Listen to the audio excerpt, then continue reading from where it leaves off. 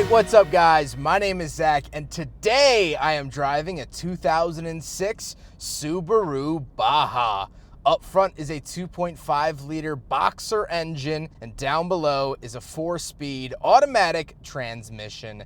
Now I am super excited to be driving this Subaru Baja for a couple of reasons. First of all, I've actually reviewed one before, a 2005 model. However, I missed a couple of quirky things that made that Baja super cool, like the license plate flip down and pass through. And when I was filming that video, there was a security guard in a Buick Century that kicked me out of where I was filming, so I had to cut it short. It was rainy, it was gloomy. So today we're going to give the Subaru Baja a proper shooting cars review. Speaking of proper shooting cars reviews, if you would like your vehicle featured in a video just like this one, you can head on over to zackpradel.com/submit. Submit your vehicle. It's a quick and easy submission form, takes under a minute to fill out, and you would get a video of your car just like the one you're watching now of this Subaru Baja. But let's get back to that 2.5 liter boxer engine under the hood. This was pretty much Subaru's bread and butter, and as a matter of fact, boxer engines still are. Almost all Subarus have boxer engines unless it's the electric Solterra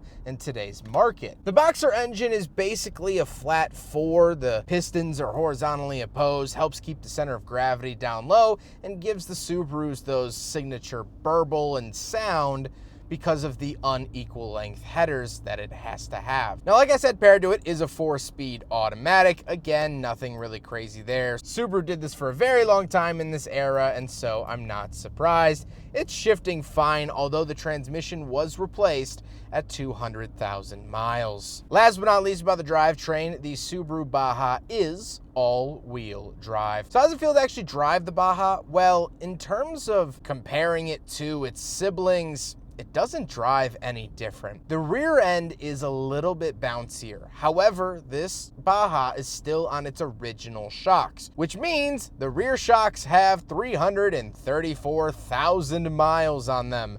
So they're a little bumpy anyway. Driving the Baja back to back with the Outback, you don't really notice it. And that is very, very nice. Visibility is fine, what I would expect out of a car from this era, so nothing crazy good or crazy bad. And so what really sets the Baja apart in terms of driving experience is how normal it drives. It drives like a normal sedan or Outback or any other vehicle, but you have the added practicality of the bed. If you were to get something like a Tacoma, a body-on-frame vehicle, it's going to be a very harsh riding car. So this you can actually live with day to day because of how it drives. So with that stuff out of the way, let's talk about the interior. Well, in front of me, I have 4 gauges. Off to the left is my fuel and speedometer, and off to the right is my tachometer and coolant temperature. On the steering wheel, I don't have any forward-facing buttons besides a little cruise control stalk to the bottom right. It says Subaru across the middle, and I really like that. Off to the left, I have a little climate control vent, fog light switch, cruise control, and a bed light, which is of course specific to the Baja. Moving out of the door, we have our power mirrors, power locks, and power windows. And moving into the center, we have 2 climate control vents and the hazard switch. Our climate controls, very, very basic and simple. Temperature off to the left, fan speed in the middle, where to send it off to the right, along with some defroster and AC options. Then we do have an aftermarket radio because every radio from the 2000s was pretty much garbage and won't keep up with modern tech, so you gotta swap that out. Then we do get a little cubby, 12-volt outlet, and additional cubby space, and the shifter. The shifter's fine. It's kind of flimsy and plasticky, but on par with all the other Subarus of this era. Then we have a little all-wheel drive badge, 2 little coin holders where our heated seat options would be if this were a higher trim of Baja. And then we have cup holders, so we will do a big friggin' bottle test here in the Subaru Baja. And unfortunately it fails. I could have told you that from about 18 miles away, but we still got to test it here on the Shooting Cars channel.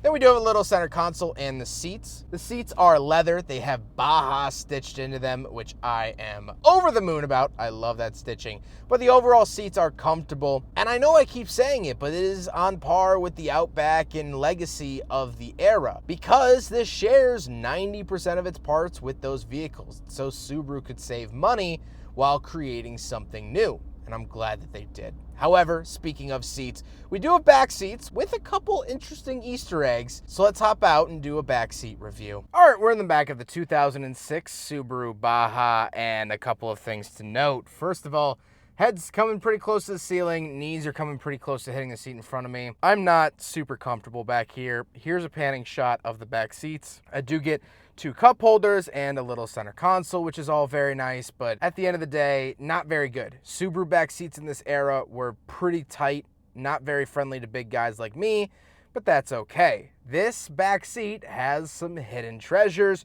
so let's hop out and talk about the midgate. So to access the midgate, there's this little pull handle here. You grab this and pull up, push that up against there, and then there's this little pull tab here. Pull this down, and then it will actually lock in. Do you see that? It's kind of hard to see, but it actually kind of locks in. This is just a foam mat that the owner keeps in here for working on cars. And then you come up here, pull this latch down, and now you have access to the outside. This is really nice for extended pieces of equipment or lumber or whatever you want. You can slide all the way in here. Now, coming around the back, let's talk about the bed and cargo space. Something that I missed on my last Subaru Baja review was the plate. Everyone was yelling at me, Zach, the plate, Zach, the plate. So the cool thing with the plate, now it's gonna be a little hard to do one-handed, but there are these buttons over here. You click these, and then the plate folds up. The reason for this is that when you put the tailgate down, your license plate is still legally showing. So I forgot to show that on the last Subaru Baja video.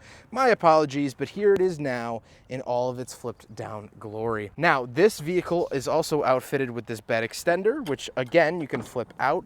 And now you have just as much cargo space as a Toyota Tacoma. And yet you get to drive a car that doesn't drive like a Toyota Tacoma, which is probably the best compliment in the world. So plenty of options back here. This is really all you need when it comes to yard equipment, small things, small objects you don't need to tow, not very heavy objects. This is perfect for 99% of truck buyers, guarantee you. Unless you have to tow, this is perfect. Now we gotta talk about the looks, and the Baja's weird. It's a weird looking automobile. It has the front half of a normal Subaru, but then you get around the side and you start scratching your head. However, I would be lying if I said I didn't get super excited anytime I see one of these in public. It's so fun for me to spot these in traffic, especially in the yellow color. If you find a yellow Subaru Baja, that is like the golden ticket. I think that's the best color that they came in, and I just love seeing them around. However, with all of this being said, let's get on to my final thoughts. How do I feel being back in the driver's seat of a Subaru Baja? Well, for me, I'm super happy and excited. I love this little thing, and I don't think that's a secret. However, there are 2 interesting points that I wanted to touch on in this video. First of which is the life and story of the Subaru Baja. Subaru made this vehicle until 2006. This model year is the final model year of the Subaru Baja. And when they set out to make the Baja, Subaru estimated that they would sell 24,000 Subaru Bajas a year. Nothing groundbreaking or crazy, but enough to keep the lights on at the production facility. What they ended up selling was 30,000 Subaru Bajas over the entire model run of the Baja. So when they thought they were going to sell 24,000 a year, they ended up only selling 30,000 in total. And I'm sure there's some way that Subaru could have kept this vehicle alive. But there were pressures from the outside that prevented that from happening. Pressures from Toyota. You see, on the other end of the spectrum, Toyota couldn't crank out their Camry product fast enough. So they talked to Subaru and said, hey, we would like to rent part of your facility to build more Camrys. And an agreement was made to cancel the production of the Subaru Baja so Toyota could build their Camrys in the factory. So if you want to point fingers, point one at the consumer base, but point another at the 2007 Toyota Camry. This does have real-world practicality. I want a pickup truck bed, I go get mulch or sod every year, I pick up engines or Smaller things that I don't have to tow with, so I don't want to drive a vehicle that feels like it's built out of brick and mortar. Well, the Subaru Baja has that handled. Throw a couple bags of mulch in the trunk. It don't care. Put a Chevy 350 in the back for your next project car. It's fine. You can hose it out. It's made of plastic back there. No, you can't tow much, but not every pickup truck is burdened with having to tow. So if you don't need to tow, the Subaru Baja is a dang good option. And driving it around town, I wouldn't even notice that there was a bed even back there. I hope you guys enjoyed the video. Huge thank you to Carl for letting me take out his Subaru Baja. I was so excited to get back behind the wheel of one of these. It's been a couple of years, and I wanted to do this product justice. I hope I did this time around, and I hope you enjoyed looking at this crazy, wacky, and weird little pickup. But I hope you guys enjoyed the video. Don't forget to rate the video, comment on the video, and subscribe if you really liked it. Take care, guys.